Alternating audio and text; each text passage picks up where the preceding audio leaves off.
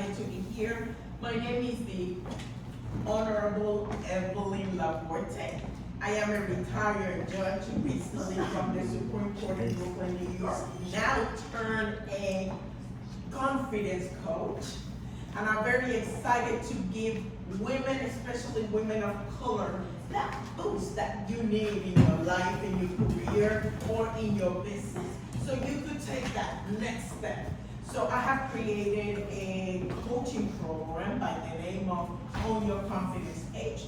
You already heard about it when I came to do some presentation before. So what can I tell you? I'm available to bring you to your next level, to be the woman that you wanted it to be, and to have the confidence that you never experienced before. So check me out. Yes. Yes.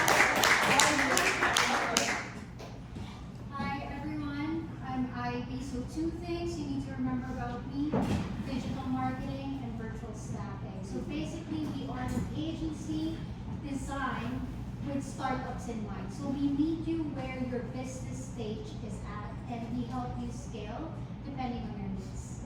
Amazing. Thank you. Cindy, welcome. Thank you. Hi everyone, my name is Cindy Stephen. I am currently a branch manager at Santander Bank in Brooklyn, New York. I have been in banking for over 15 years. Branch banking, I have done just about every position. I've held just about every position. And I've already heard, just talking to you guys, a few of you that we will be talking soon. Wonderful. Thank you, Cindy. I have the pleasure of working with Cindy Despino-Chifu with Santander District Executive, and what Cindy and I do is really help small businesses operate like a huge business, and from gift cards to business accounts, loans, we're there for every business need. Great to meet all of you. Paulina, thank you for having us. Thank you for being here. Katia, welcome. Yes, good evening, everyone. My name is Katia Conti, and a little bit about me. I actually run a nonprofit. I run a pediatric cancer organization based on Long Island. It was inspiration after my daughter passed from cancer 5 years ago. So our mission now is we financially assist families who are going through a financial hardship while their child is in active treatment for cancer. We pay families everyday living expenses from housing, transportation, food, all over the New York Tri-State area, and I'm excited to share that we have our 5th annual Butterfly Gala coming up on November 1st. If you guys are interested in joining, please get in touch with me. Thank you. Hello, good evening. My name is Grace. I am a teacher during the day, and as a side hustle or business, I am a Zumba instructor. So I'm a teacher and a dancer and teacher all the way, I guess. As a teacher, I'm also moving forward into parent coaching, where I also believe that we're always put the energy into children, but I believe that working with the parents first is where the children actually strive and your child left behind is actually working. And then as a Zumba instructor, I'm actually booming right now. There's a lot of collaborations happening. One of them is with Katia right here. So we're trying to bring not only dancing as a way for mental wellness, but also mental health and collaborating with other people that, show that things that we can go through, emotionally, mentally, physically, dancing can help get you through it. So, yeah. Amazing. Great, welcome. All right, Susanna. Hello everyone, a lot of you know me. My name is Susanna Martins and I'm a realtor. So I work in Devereaux, Queens, Brooklyn, Manhattan, and Long Island. I do residential. I do everything: residential, condos, and some commercial. And so if you guys have questions or any questions or anything, I can help you or any family members.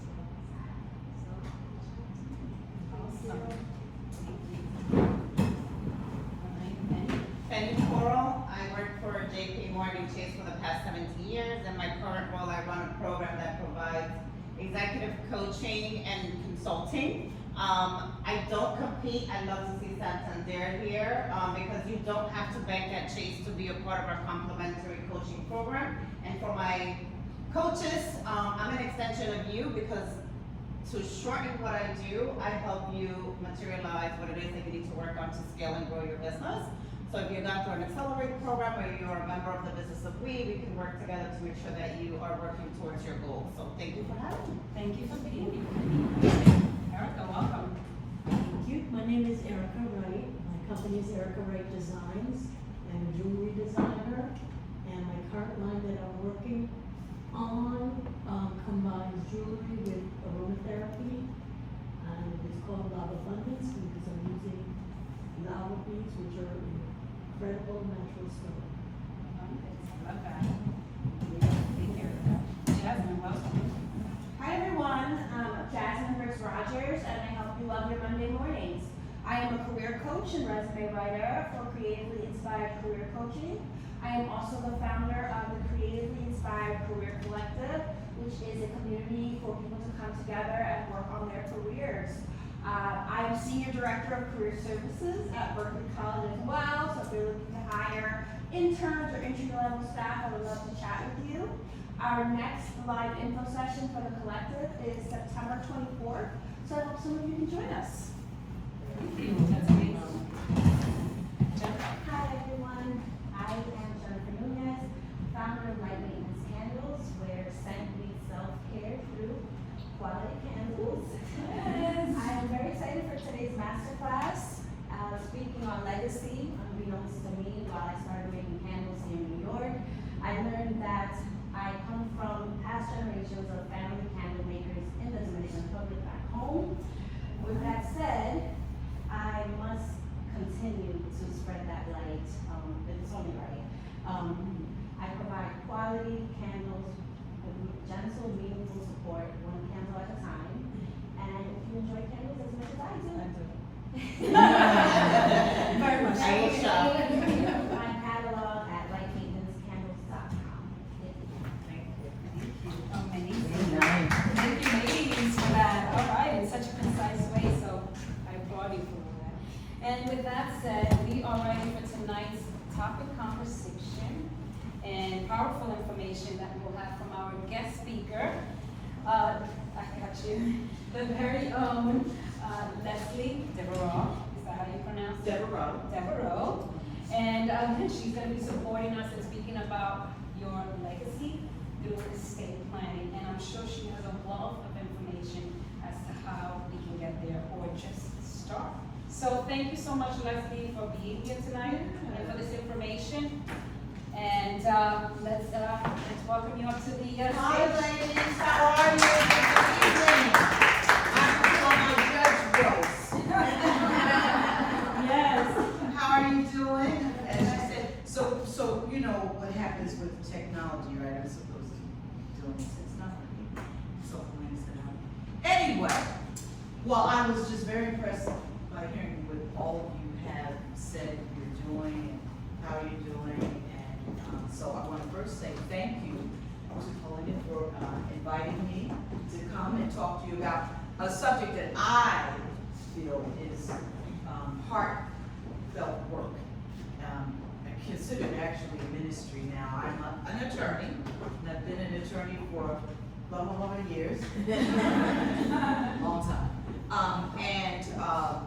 I've done many things. I was a judge, I was a prosecutor, I was a public defender in the Devereaux Society. I worked downtown on Wall Street, did defense work, did all of that stuff. And decided that there was still something missing for me, right? In terms of what else I needed to do and what I wanted, and how I wanted to navigate in terms of the law, right? Because sometimes lawyers get a bad rap, as you know. But I took a break, and then I decided, I said, okay, what am I gonna do? How am I gonna come back into, because I love the law, come back into it in a way that really speaks to helping people and heart-centered work. And so I decided to explore the area of transactional work in estate planning. And so we're going to talk about it today, estate planning, and what that means for you as entrepreneurs. But for me, it was, You tell me when. transactional work. So I don't have to run to court, I don't have to get on the subway, I don't have to do any depositions, I don't have to do any of that. And so I can do everything that I do in terms of estate planning. I'm able to do it virtually now because the laws have been extended, and I have an office in New York in Manhattan, but I also work from home, and I see most of my clients online, and it's beautiful. Beautiful for me and beautiful for them, because most of the time people don't want to run out to an office anymore. If they can do it via Zoom and get the same results, it works. So enough about me. I want to talk about you. And as you see, my title is Take Control of Your Legacy. So everybody that I'm just listening intently about what you're doing, each of you, whatever it is that you're doing, obviously you want to leave a legacy, right? You want to leave something right behind, right? Something that matters, right? Something that was meaningful, right? So one of the operative words is control. For everybody, I think you have candles and, you know, all these different businesses that are going on, working even in the bank. Control, right? What does that mean? What does it mean for you to take control? And so control really has to do with you having clarity, right? And you get to decide how to lead your business, how your business is going to go. Nobody gets to tell you how to handle your business but you, right? Control is protection, right? When we think about it, there's a certain amount of protection and safeguards we're able to give when we take control of what we say is ours, right? So we're able to protect families, we're able to protect clients, we're able to protect friends during times of uncertainty. And then there's a certain amount of empowerment that comes with being in control. You're in control of your business. You're in control of your business. How does it make you feel being in control and not having someone say to you, I have to do it a certain way, right? I'm doing it the way I want based upon the gifts that I have. So that basically is where take control of your legacy comes from. It's financial security that you can, hopefully, if the business takes off, you're able to provide for your loved ones and you're able to preserve things. Some people want to build something so that they can pass it down. I heard you. And you said it was passed down in your family. You didn't even know it, right? That people were making candles, correct? And it makes sense because in the Caribbean, the lights go out all the time. That does make sense. So, Right. to know my family. Right. Right. And then being in control also, you have to have some leadership qualities to be in control. And everyone I heard tonight, there are leadership qualities that you have, right? In terms of being a woman entrepreneur, your strengths. You have to have some kind of strength and foresight for you to be a woman entrepreneur. It's not an easy thing to do for us to be an entrepreneur because there are a lot of highs, there are a lot of lows, there are a lot of indefinites, there are a lot of yeses, there are a lot of no's.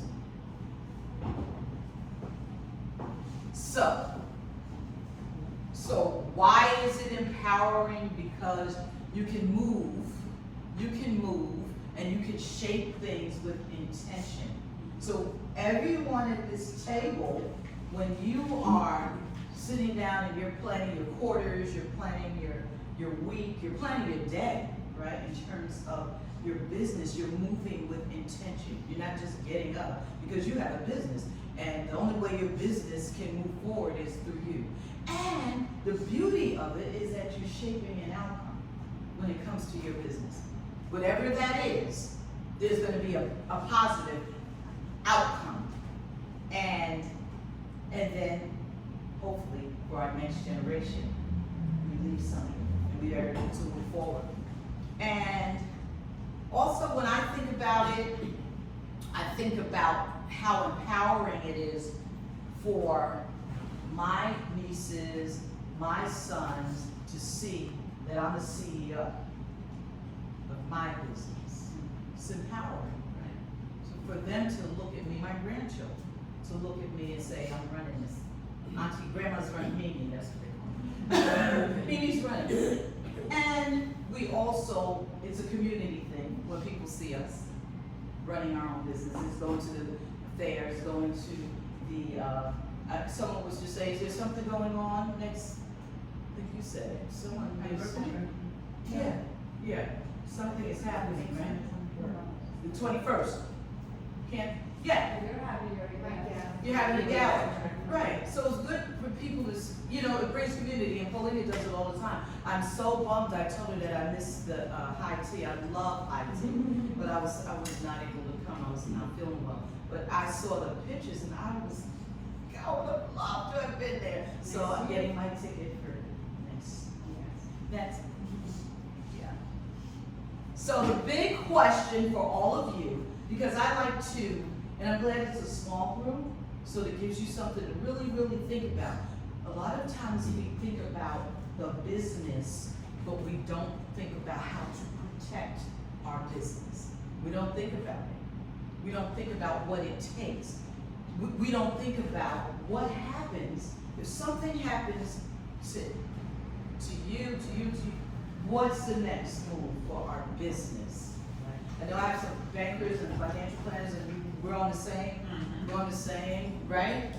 In the same way, what's gonna happen to your assets if you're unable to handle your business now? So, that's where, for entrepreneurs, and women entrepreneurs especially, that's where, well, entrepreneurs in general, but I'm speaking to the room, that's where succession planning comes in and really is important.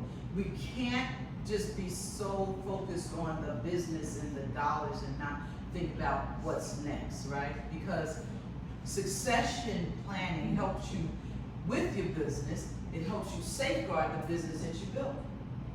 Whatever the business is, it helps you to safeguard your business and also provide security for your loved ones. A lot of times we really, people don't think about that. They just think, I have a business. It's my business. But what are we really building a business for? Why are we doing it, right? And then, hopefully, you, in terms of succession planning, if you have employees, if you have clients, very important. Somebody is doing resumes or something, right? So you have employees, you have clients. If you're no longer able to handle it, if you have a plan in place for someone to take over or someone to dissolve your business, do you have a plan in place if something were to happen? I always like to say, because sometimes I have to be careful when I talk about estate planning, I say to people, we are not talking about dying, we are talking about planning, right? It's about planning, being able to play one. Exactly, it's about planning. Next, and so we want to be able to do that. And sometimes what happens with us is that we procrastinate. A lot of people procrastinate just in business general, right? With their goals and what they say they want to have happen, right? Have anybody ever said they wanted to write a book and they haven't gotten to it yet? Right? We procrastinate. Or we don't put anything in writing. Right? We don't choose who we want to take over if we're no longer able to. And we don't align anything with the whole notion of estate planning. Sometimes people think that estate planning means that you have to have a huge estate like the Rockefellers. You have to have a whole lot of money like an NBA player, and it has nothing to do with that. It really has to do with whatever you have. And I say to people all the time, when you think about your assets, you are your biggest asset. You. Because whatever you're doing right now, if something were to happen and you don't have anything in place, right, so that your business moves forward or someone can handle it for you, then it stops. Right? So, what a very strong plan includes succession moving forward is you have to have in mind who's gonna handle your business when you can't. Who do you have in mind that can take over for you? That's good, but just sometimes it takes a second to think about it, right? What I did for you, I always try to get things out. I'm just gonna ask you later to fill this one out and I'll collect this for you. But on the second page, there's a business planning worksheet and you can fill that out later. Just something for you to think about, 2 sides. Something for you to think about in terms of. Take that home. Yeah, exactly. You take that one home, exactly, and just think about some of the things that you may not have thought about when it comes to your business. And who's gonna own it, right? How will the transition happen? What's the financial structure, the legal structure, and that's for the will, the trust, the insurance agreements, the taxes, all of those things come into play. So there are some steps, and your steps are, first and foremost, to identify a potential successor. Who do you want? Who do you trust? Who is responsible? Who is in line with what you're doing, right? Who has a like mind that can take over your business and this doesn't even mean that you're not here on the earth. You may become incapacitated and you're not able to handle your own business. Who is that person? I always say to people, you always want to think about people that you watch people, how they watch their money. If they're responsible with their finances, they're going to be responsible with yours, right? If they're responsible with their own business, they're going to be responsible with yours. Sometimes people get lost in, well, it has to be a family member, and that's not necessarily true. It could be a very good friend, a very close friend, somebody that you really trust that can handle what you need handled. And then how do you train them? So I have a niece, she just graduated from college, she's working on her master's. She's not a lawyer, she's not going to law school, but part of my plan is I gave her I have about 5 email addresses, I have all these passwords, she is the one who's gonna be able to get into my stuff if something happens. Passwords for your computers, right? Bank accounts, all those things. Who's gonna be the person to do that? And so it's important that you work with someone in the legal arena and you work with a financial person. We go hand in hand, really. We go hand in hand. I work with a lot of financial advisors.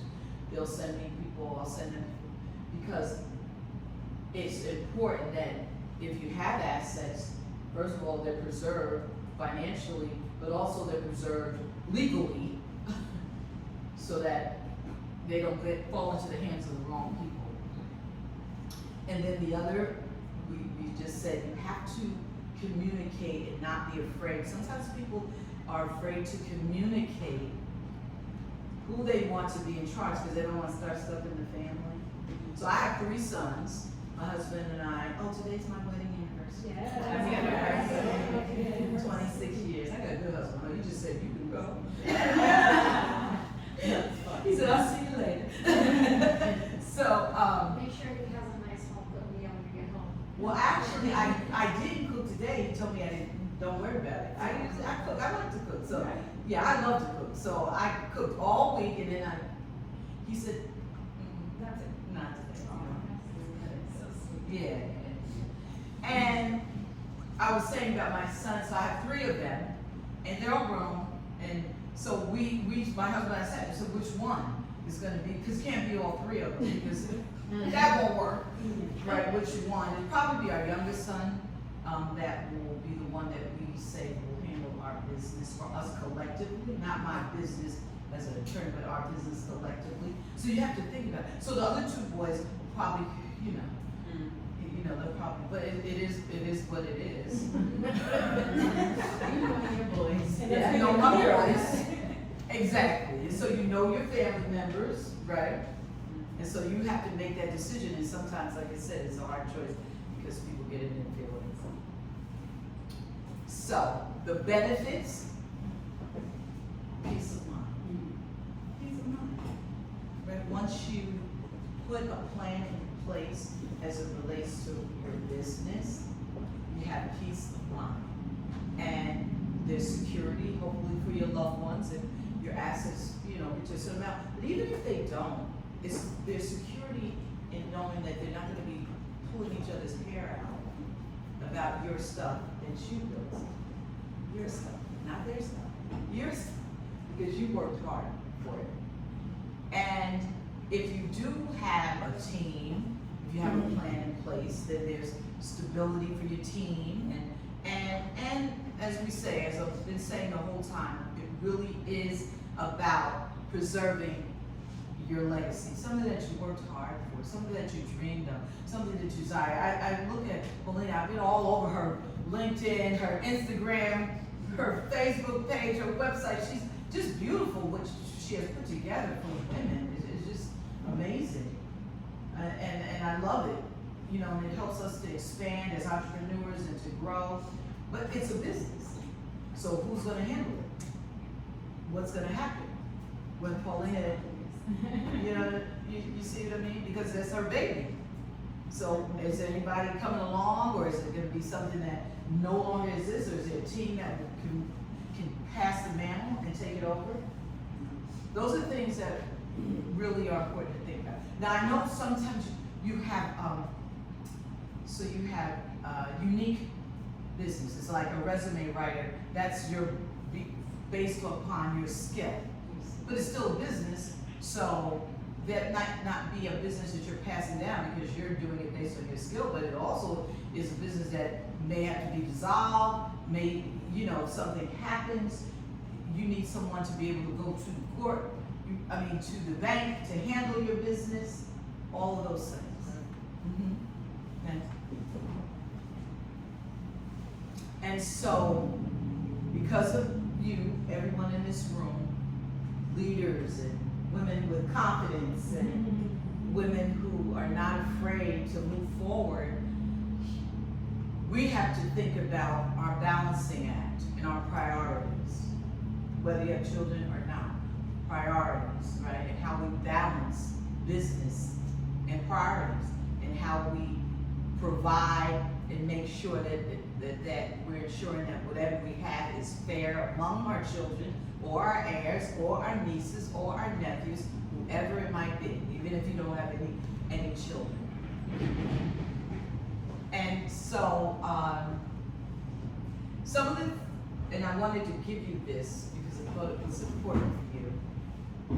Some of the documents that and you may already have them. And if you do, that's good. It depends on what you have. If you have an LLC, most people have LLCs, right?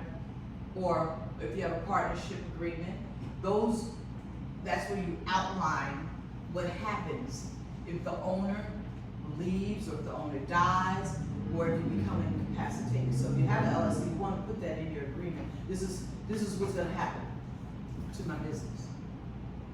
And the same for corporate law and shareholder agreements. Corporations, they usually define or transfer your shares. What happens with your voting rights? If you have a corporation, most sole proprietors have LLCs, and if you don't, you may have an S corp. I'm not going to get into the deep legalities of all those, but I'm just saying, if you don't have anything, then you're operating under your Social Security number. And if you're making a lot of money, that might be a problem. You don't want to do that. Exactly. You definitely want a EIN number, an employee identification number, so that you're not hit with high taxes. Next. So, if you wanted to transfer your business, if you were thinking about it, there's something called a buy-sell agreement, and that just talks about how your ownership interests are transferred to your heirs, to your partners, to key employees, how that happens. You have redemptions and transfer agreements, and that talks about shares of stock, but that has to do with corporations.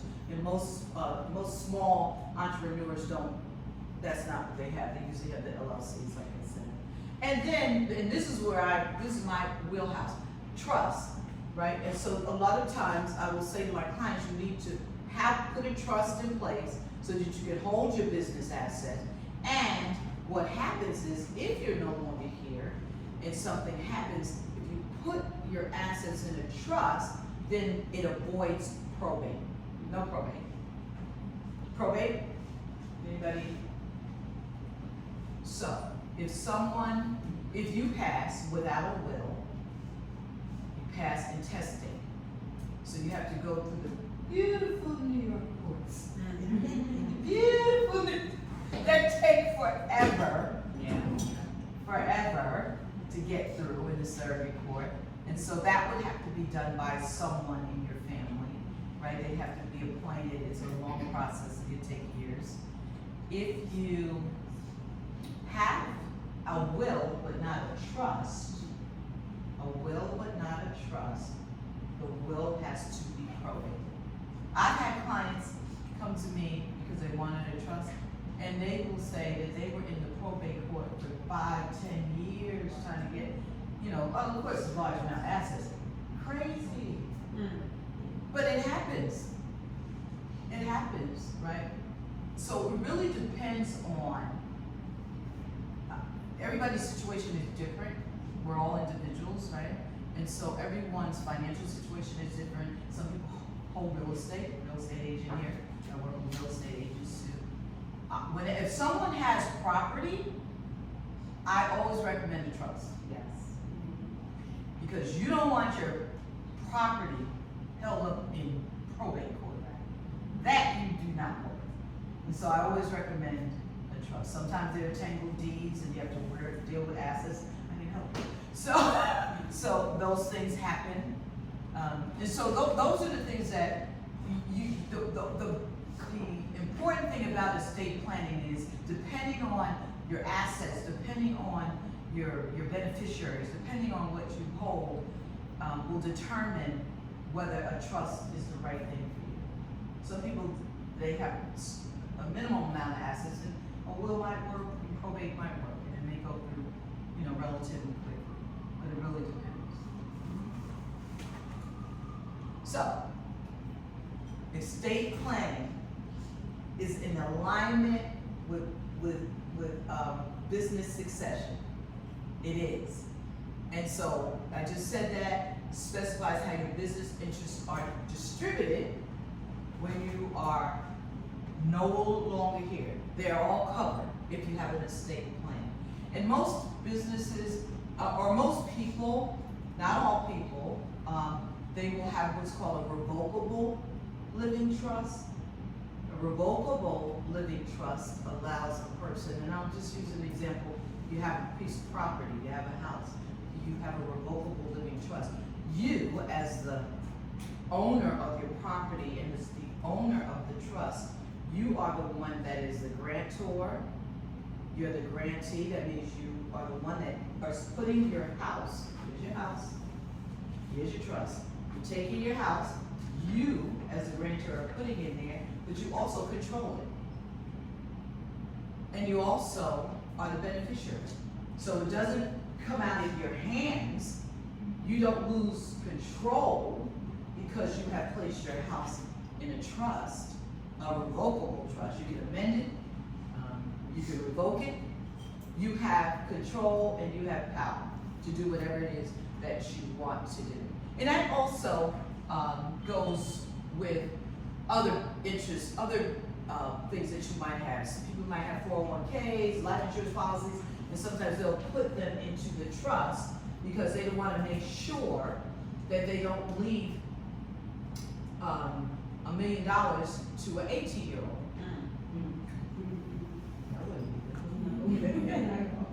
I have examples of people who have left money, large amounts of money, and I have one, I always tell this story. So the mother, she left, she tried to do the right thing. First of all, she made 2 sons that didn't get along, executives, that was a nightmare. Oh, fighting, it was terrible. And then one son was better with the finances than the other son. And so the one son that wasn't good, she had left him like $500,000 apiece. I'm not exaggerating. In a year, he had 96 cents in his bank. Isn't it? You've seen it. Unbelievable. I was like, I couldn't even understand. He had $500,000 and in a year he had 96 cents. She meant well, but she didn't put the money in the trust for him. So it should have went in the trust, and he was a man. It should have went in the trust so that there was somebody that probably could spoon feed him, you know, once a month or, you know, like that. That's probably what should have happened.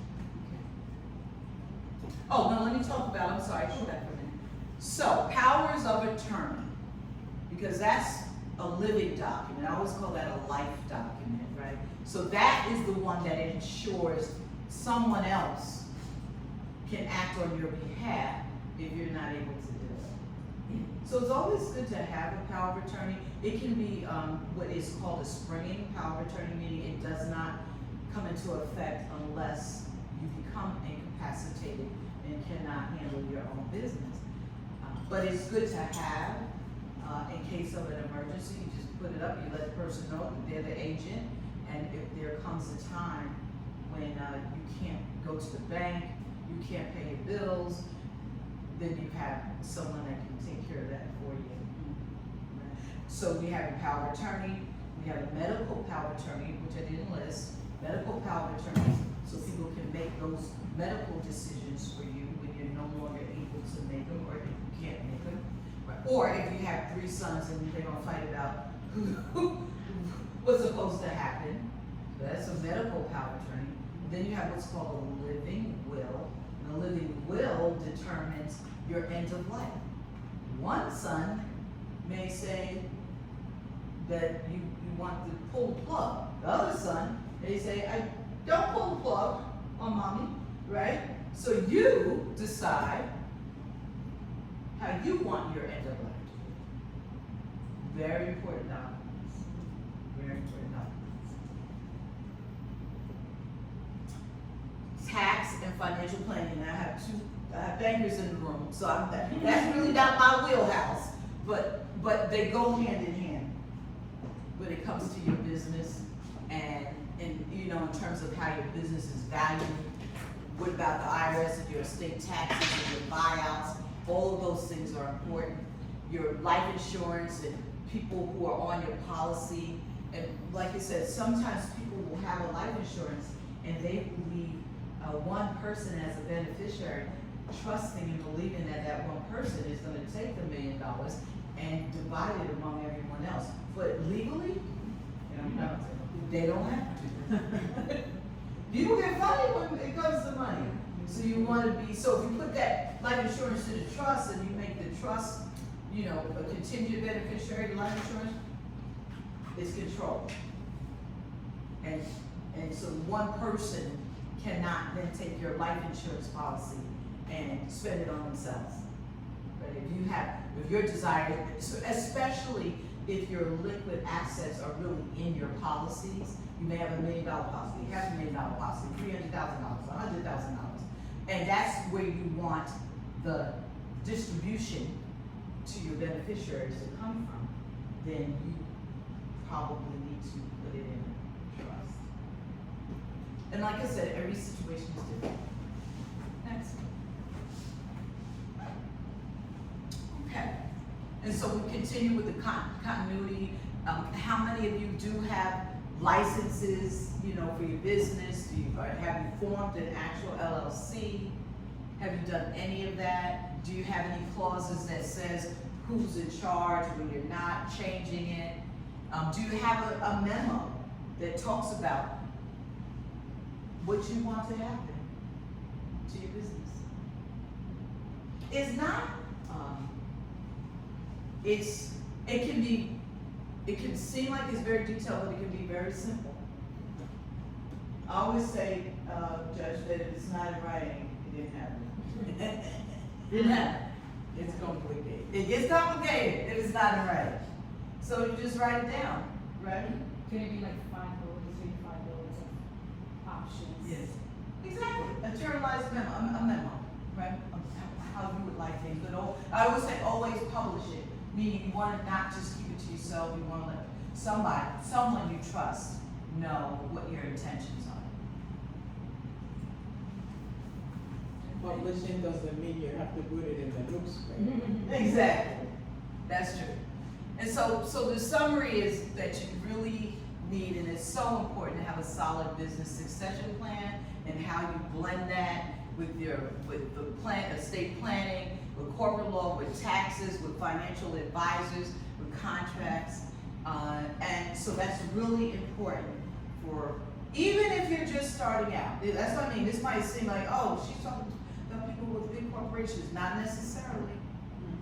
Not necessarily. It'd be just you with your business and your candles. And you may not have to have all these things, but some of them are really important so that you have peace of mind, which is important, right? We all want peace of mind when it comes to our stuff. Next. So our recap is what happens is we're safeguarding our business, all of the things that we just talked about. We are not procrastinating. We're not going to get to it later. We're going to do it now, hopefully. That's what's going to happen. We're not going to wait, right? Yeah. And then we're going to make sure that we put something down. If nothing else, the little paper I gave you tonight, I think I gave you something in your folder. Take a minute and think about it for yourself. Think about it. Next. We're almost done. We are done. We are done. Okay? And so, leadership, ownership process, all of those things happen. And you can start right now, like I said, making sure that you take control of your own legacy and how you want that to happen. And that's what we're doing. Don't. Peace of mind. Same thing. And so don't wait. Start now. Don't wait. Thank you. So what I will say to you is I've worked with it's called Noble National Association of Black Law Enforcement. I've worked with them. I've worked with churches. I've been on the radio. I've been to internationally speaking about this topic. I've been in the Bahamas. I've been to Bermuda. I've been other places to talk about how seriously and how important this topic is for everyone. And so, anybody ever want to? I have some goodies. So take your phones out. Yeah, just push. Yeah. So they'll scan them? Yeah, they'll scan it. Is that even, did they scan that one? Yeah, you can scan that one for if you want a complimentary piece of my planning session. Please scan that. And then I have something else. That's all my contact. Go back. Take a picture of my contact. Yeah. Well, you don't have that here. I have it everywhere. Yeah, I believe it. It's all over. QR. It's everywhere. It's full. Okay. So if you scanned it, I wrote a very short ebook. Okay. Take control of your legacy, a woman's guide to estate planning. I love it. Right, so just download that, short to the point. That'll give you some things. And I'm writing 2 other books. I'm writing a book for blended families, estate planning for blended families. Is this in your website with my batteries dead on my phone? But Oh, Marvin, you know what we'll do, Leslie? When I give you the email addresses, just give everybody a copy in their email. Yeah, we're always set. We make sure that we stay in touch. Yeah. So thank you. Thank you. So we're gonna take a seat and we're gonna go into and dive into this mastermind session. Thank you again, Leslie. This was a wealth of information, incredible information. I understand you wanted them to fill out a form. Yeah, there's a first. form, if you can hand those back to me. So what we'll do is we'll take a minute or two for you to fill it out if you haven't. Submit it over to Leslie. Then we're gonna take a 2-minute back room food break. But let's not get too social on that break. And then we're gonna sit back down and we're gonna go into our mastermind session. So you all can walk out of here with the next step in your statements. That's gonna be fun. We're gonna have a blast. I'm gonna turn this off. Do you want to keep it up? Oh, no, yeah, I just wanted to make sure, just do the last page, I always say that. Okay, so we can keep that. Next slide. Yeah, thank you. Awesome. I'm gonna take a picture. Oh, I'm sorry. Okay, if you're finished. Oh, I know. Yeah, let's take a 2-minute, bathroom food break, and then we're gonna come back to,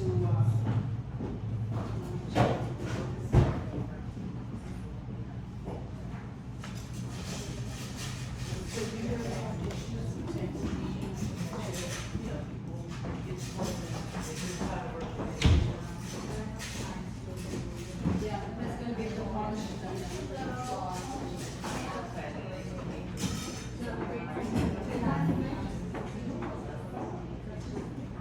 She used to be. Yeah, she was. I'm gonna turn it off right now. I know that's why nobody wanted to sit on the side.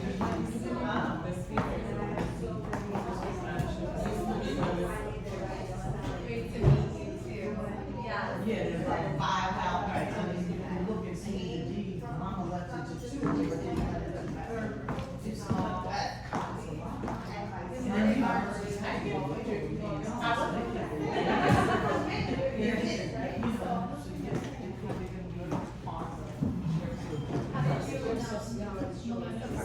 Together. Oh, and she- At 44th, and I was the branch manager at 44th and. So I was the branch manager there at the time we were branch. Our world is too small, right? It is. I was the operations manager for 37 There you go, that's all right. 37. Look, you're the brand market. Our world, our baby world is too small.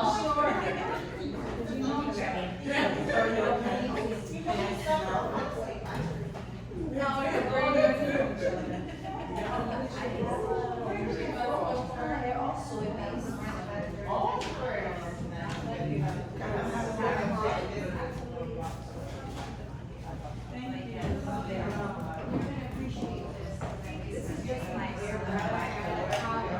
I love that, yeah, we put this here. Okay, great. What are you working for? He was a C6 lawyer. He was so far. You wouldn't happen to be.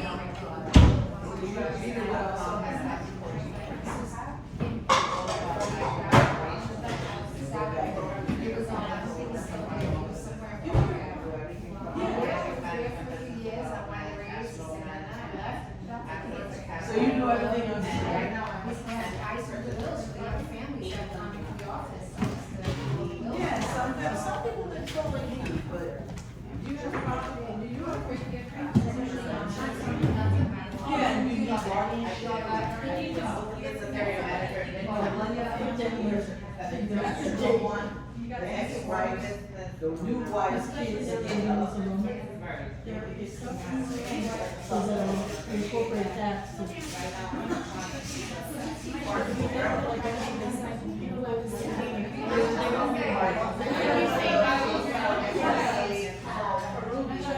oh, that's what I'm saying. They say I want to do it. It's gonna be a choice, right? You gotta find someone. Right? You find someone that wants to do it, you start it, and it's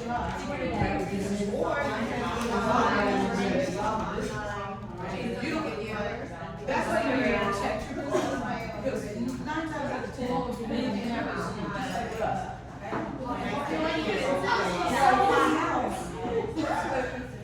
There's a way to do it. Just allow, they don't care.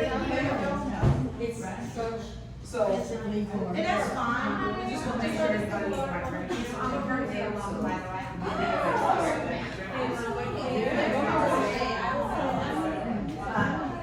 Oh, yeah.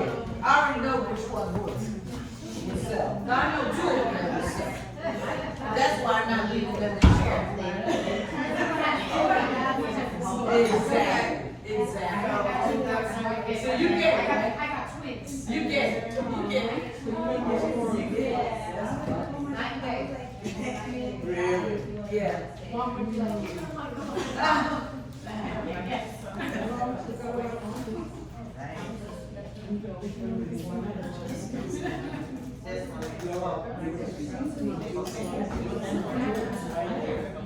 One is a big spender, the And I other make is candles for, I make candles for soft and it's hard. And it's hard work. That was 15. That was the last one, right? It's called the